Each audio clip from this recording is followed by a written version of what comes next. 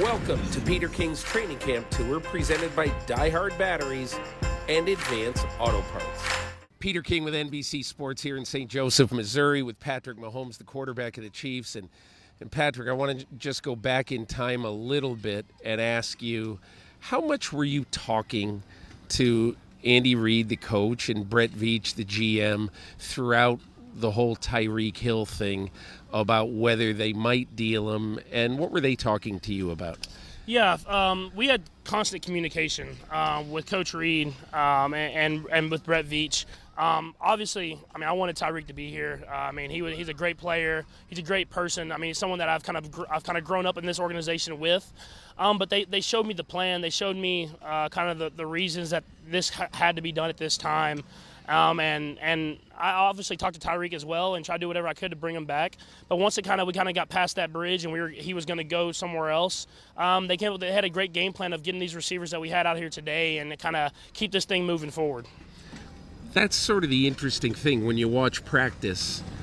It's almost like there's a new feeling here. There's sort of a little bit of a new energy. I was charting some of your formations, and there's Juju Smith-Schuster. He's moving all over the place. And obviously Mecole Hardman, is going to be doing some things. But what is it like for you now to adjust to these new guys?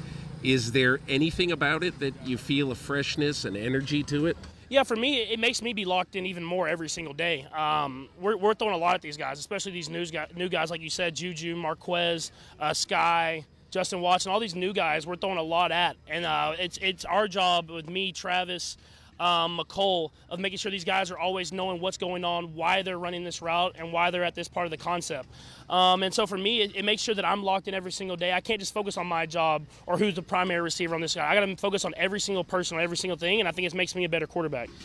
Is there any part of this that is a little bit freeing to you rather than necessarily saying, man, Tyreek Hill is so good, I got to make sure I get him the ball X number of times, and now you can simply just look for the open receiver?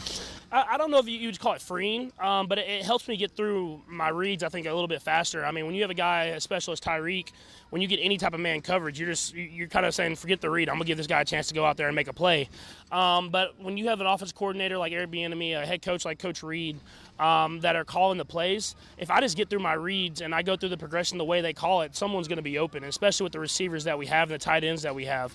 And so for me, it's more of let's just get through the read, do it the right way. Whenever they call the shot play, let's take the chance of the shot. But if it's not there, get to the guys underneath, and let's find ways to move the football down the field. I find it interesting that even though Tyreek left, and you're going to miss him a lot, it was very amicable. It was very kind of cool, and I just get the feeling that you'll always have two jet chip wasp. You'll always have some of the great plays that you made. How do you look at his relationship with you going forward? And even though he's gone, how do you feel about him now? Yeah, man, you wish him the best. He got to be closer to his home, closer to his family. He's going to be in a great organization in Miami, and they're going to be a great football team. They have a lot of players over there. And so for me, it's just wishing him the best, and I'm sure we'll have a relationship throughout my entire career. I saw him down at Formula One in Miami when I was down there and said, what's up? That was cool. But you want to go out there and win football games on the field every single day, but you still have these relationships that you've built with these guys that I'm sure you'll have forever. I wanted to ask you two things about you. So I don't know if you notice in the social sphere that when all of these contracts get signed, a lot of people will say, man, Mahomes, he's a bargain. Mahomes should be making more. He should get a new contract.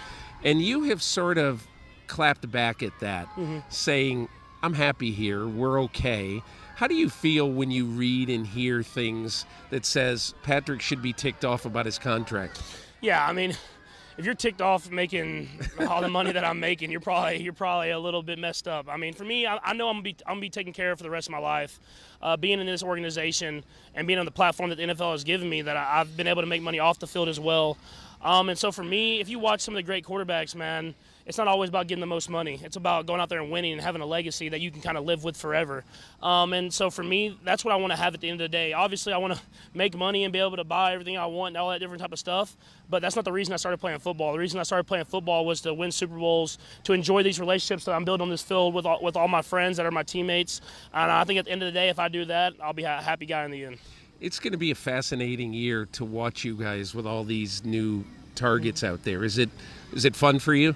Yeah, it's really cool, and the thing is, you don't know where that go-to guy is going to be every single game. I think it's going to be a changing up. We're going to have a lot of different personnel, a lot of different receivers and tight ends and running backs on the field, and I think that's going to be hard for defenses to kind of game plan against. And so for me, I'm just going to go out there, enjoy every bit of it, and try to find a way to get back to that big game and win it, because, I mean, that's at the end of the day, that's everybody's goal.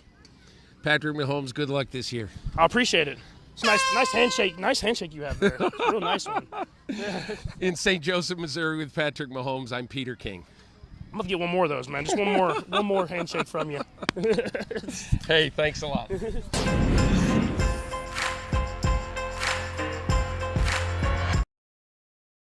Hi, I'm Mike Tirico, and thanks for watching.